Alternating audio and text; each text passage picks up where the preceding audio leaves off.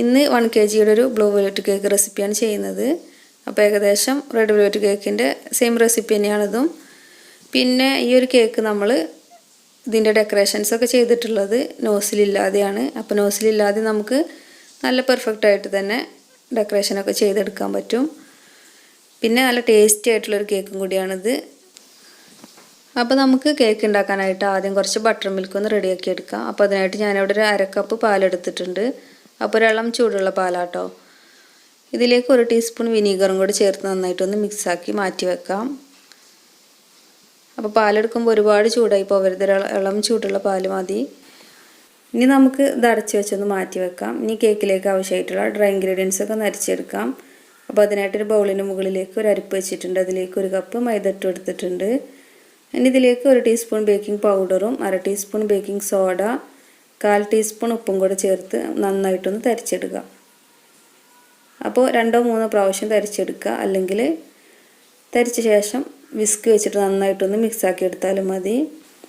ഞാനിപ്പോൾ ഒരു പ്രാവശ്യം അരിച്ച ശേഷം വിസ്ക് വെച്ചിട്ട് നന്നായിട്ടൊന്ന് മിക്സാക്കി എടുക്കുകയാണ്. ഇനി നമുക്ക് ഇതിലേക്ക് ആവശ്യമായിട്ടുള്ള മുട്ടയൊന്ന് ബീറ്റ് ചെയ്തെടുക്കാം. അപ്പോൾ ഞാനിവിടെ റൂം ടെമ്പറേച്ചറിലുള്ള 2 മുട്ടയാണ് എടുത്തിട്ടുള്ളത്. ഇനി ഇതിലേക്ക് 1 ടീസ്പൂൺ വാനില എസൻസും കൂടെ ചേർത്ത് നന്നായിട്ടൊന്ന് ബീറ്റ് ചെയ്തെടുക്കാം.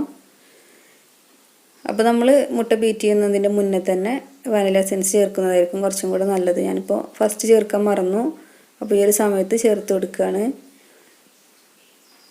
ഇനി നമ്മൾ നന്നായിട്ടൊന്ന് ബീറ്റ് ചെയ്തെടുക്കുക. അപ്പോൾ ബട്ടർ മിൽക്ക് നമ്മൾ ഇതിലേക്ക് ചേർക്കുന്നതുകൊണ്ട് ഇനി വേറെ നമ്മൾ വിനീഗർ ചേർക്കേണ്ട ആവശ്യമില്ല. അല്ലെങ്കിൽ 1 ടീസ്പൂൺ വിനീഗർ കൂടെ വാനില എസൻസ് ചേർക്കുന്ന സമയത്ത് തന്നെ ചേർത്ത് നന്നായിട്ടൊന്ന് ബീറ്റ് ചെയ്തെടുത്താൽ മതി. അങ്ങനെ ആകുമ്പോൾ നമുക്ക് മുട്ടൻ്റെ സ്മെല്ലൊന്നും ഒട്ടും തന്നെ ഉണ്ടാവില്ല. ഇനി ഞാനിവിടെ 1 കപ്പ് പഞ്ചസാര പൊടിച്ച് വെച്ചിട്ടുണ്ട്. അത് കുറേശ്ശെ ചേർത്തിട്ട് നന്നായിട്ട് നല്ല ക്രീമി ആയിട്ട് വരുന്നത് വരെ ഒന്ന് ബീറ്റ് ചെയ്തെടുക്കുകയാണ്. അപ്പോൾ അത് നല്ല വൈറ്റ് കളറിൽ നല്ല ക്രീമി ആയിട്ട് വന്നിട്ടുണ്ട്. ഇനി ഇതിലേക്ക് 3 ടേബിൾ സ്പൂൺ സൺഫ്ലവർ ഓയിലും കൂടെ ചേർത്ത് കൊടുത്ത് ജസ്റ്റ് ഒന്നും കൂടെ ഒന്ന് ബീറ്റ് ചെയ്തെടുക്കാം. അപ്പോൾ ഓയിൽ ഒഴിച്ച് കഴിഞ്ഞാൽ പിന്നെ ഓവർബീറ്റ് ആവേണ്ട, ജസ്റ്റ് ഒന്ന് ബീറ്റ് ചെയ്തെടുത്താൽ മതി. ഇതിലേക്ക് നമ്മൾ നേരത്തെ റെഡിയാക്കി വെച്ച ബട്ടർ മിൽക്കും കൂടെ ചേർത്ത് ഒന്നും കൂടെ ഒന്ന് ബീറ്റാക്കി എടുക്കാം. അപ്പോൾ നമ്മൾ ബട്ടർ മിൽക്ക് ചേർത്തതുകൊണ്ടാണ് 2 മുട്ട എടുത്തിട്ടുള്ളത്. ഇനി നമുക്ക് ഫ്ലോർ കുറേശ്ശെ ചേർത്തിട്ട് കട്ട് ആൻഡ് ഫോൾഡ് മെത്തേഡിൽ നന്നായിട്ടൊന്ന് മിക്സാക്കി എടുക്കാം. അപ്പോൾ ഫ്ലോർ ചേർക്കുമ്പോഴും കുറേശ്ശെ ചേർത്ത് മിക്സാക്കി എടുക്കുന്നതായിരിക്കും നല്ലത്, അല്ലെങ്കിൽ എല്ലാം കൂടെ കട്ട പിടിക്കാനുള്ള ചാൻസ് ഉണ്ട്. അതുകൊണ്ട് കുറേശ്ശെ ചേർത്തിട്ട് നന്നായിട്ട് മിക്സാക്കി എടുക്കാം. ഇപ്പോൾ ഫ്ലോറെല്ലാം മൊത്തമായിട്ടിട്ട് നന്നായിട്ട് മിക്സാക്കി എടുത്തിട്ടുണ്ട്. ഇനി നമുക്കിതിലേക്ക് കളർ ചേർത്ത് കൊടുക്കാം. അപ്പോൾ ഞാൻ റോയൽ ബ്ലൂ കളറാണ് ഇതിലേക്ക് ചേർത്ത് കൊടുത്തിട്ടുള്ളത്, 1 ടീസ്പൂൺ. അത് ചേർത്ത് നന്നായിട്ടൊന്ന് മിക്സാക്കി എടുക്കാം. എല്ലാ ഭാഗത്തും കളർ നന്നായിട്ടാവുന്ന രീതിയിൽ തന്നെ ഒന്ന് മിക്സാക്കി എടുക്കാം. ഇനി ഒരു 7 ഇഞ്ചിൻ്റെ പാനിൽ ബട്ടർ പേപ്പറൊക്കെ വെച്ച് നല്ല ഗ്രീസ് ചെയ്ത പാനിലേക്ക് ബാറ്റർ ഒഴിച്ച് കൊടുത്ത് ജസ്റ്റ് ഒന്ന് ടാപ്പ് ചെയ്ത് കൊടുക്കാം. അപ്പോൾ ഈ ഒരു കേക്ക് ഗ്യാസ് സ്റ്റോപ്പിൽ വെച്ചിട്ട് തന്നെയാണ് ബേക്ക് ചെയ്തെടുക്കുന്നത്. അപ്പോൾ ഒരു പാനിലേക്ക് ഇതുപോലെ ഒരു തട്ടെന്തെങ്കിലും വെച്ച് കൊടുത്ത ശേഷം കേക്ക് ടിന്ന് ഇതിൻ്റെ മുകളിലേക്കായിട്ട് വെച്ച് കൊടുക്കാം. ഇനി നമുക്കിത് മൂടി വെച്ചിട്ടൊരു 40 മുതൽ 45 മിനിറ്റ് വരെ ഒന്ന് ബേക്ക് ചെയ്തെടുക്കാം.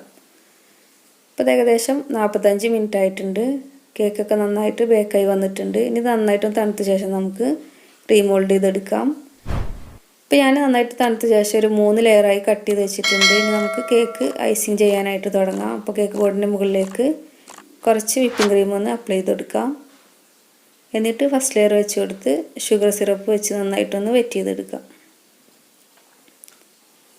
അപ്പോൾ 1/2 കപ്പ് ഷുഗറും 1/2 കപ്പ് വെള്ളം കൂടെ മെൽറ്റ് ചെയ്തെടുത്തിട്ടുള്ളതാണ്. ഇനി നമുക്ക് ക്രീം അപ്ലൈ ചെയ്ത് കൊടുക്കാം. എന്നിട്ട് അതിൻ്റെ മുകളിലേക്ക് കുറച്ച് ചോക്കോ ചിപ്സും കൂടെ ഇട്ട് കൊടുക്കുന്നുണ്ട്. അപ്പോൾ ചോക്ലേറ്റ് ഗനാഷ് ആണെന്നുണ്ടെങ്കിൽ അത് ചേർത്ത് കൊടുത്താലും മതി. ഇനി സെക്കൻഡ് ലെയറും ഇതുപോലെ തന്നെ വെച്ച് കൊടുക്കാം.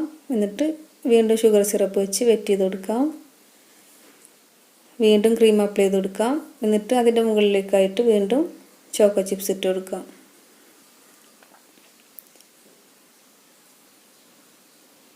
ഇനി ലാസ്റ്റ് ലെയറും ഇതുപോലെ തന്നെ വെച്ച് കൊടുത്ത് ഷുഗർ സിറപ്പ് വെച്ച് വെറ്റ് ചെയ്ത് കൊടുക്കാം.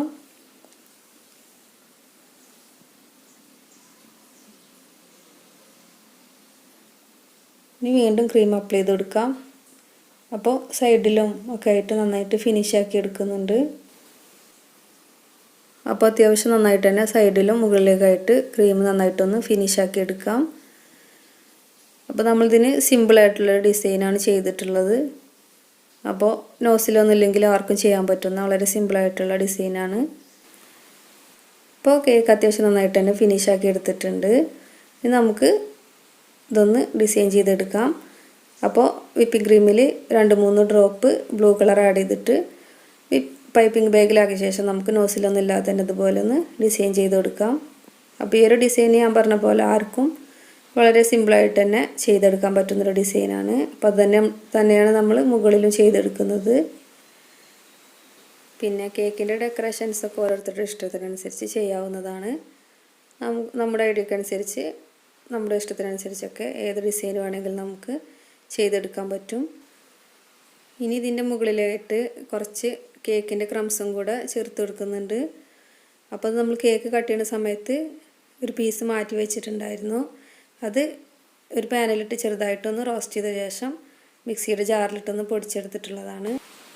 ഇനി ഇത് കേക്കിൻ്റെ മുകളിലേക്ക് ഇട്ട് കൊടുത്ത ശേഷം ഒരു സ്പൂൺ എന്തെങ്കിലും വെച്ച് നന്നായിട്ടൊന്ന് എല്ലാ ഭാഗത്തും ആകുന്ന രീതിയിലൊന്ന് ലെവലാക്കിയെടുക്കാം.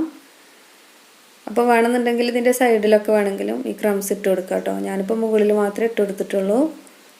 അപ്പോൾ ഇതാ വളരെ സിമ്പിളായിട്ടുള്ള ഡെക്കറേഷനോട് കൂടിയിട്ടുള്ള നമ്മുടെ ബ്ലൂ വെൽവെറ്റ് കേക്ക് റെഡി ആയിട്ടുണ്ട്. ഇനി ഇത് 1-2 മണിക്കൂറൊക്കെ ഒന്ന് ഫ്രിഡ്ജിൽ വെച്ച് സെറ്റാക്കിയ ശേഷം നന്നായിട്ടൊന്ന് തണുത്ത ശേഷം നമുക്കിത് സെർവ് ചെയ്യാവുന്നതാണ്. അപ്പോൾ ഈ ഒരു റെസിപ്പി എല്ലാവർക്കും ഇഷ്ടമായിട്ടുണ്ടാവുമെന്ന് വിചാരിക്കുന്നു. അപ്പോൾ എന്നും പറയുന്ന പോലെ തന്നെ വീഡിയോ ഇഷ്ടമായിട്ടുണ്ടെങ്കിൽ ലൈക്ക് ചെയ്യാനും ഷെയർ ചെയ്യാനും സബ്സ്ക്രൈബ് ചെയ്യാത്തവരുണ്ടെങ്കിൽ സബ്സ്ക്രൈബ് ചെയ്യാനും മറക്കരുത്. താങ്ക്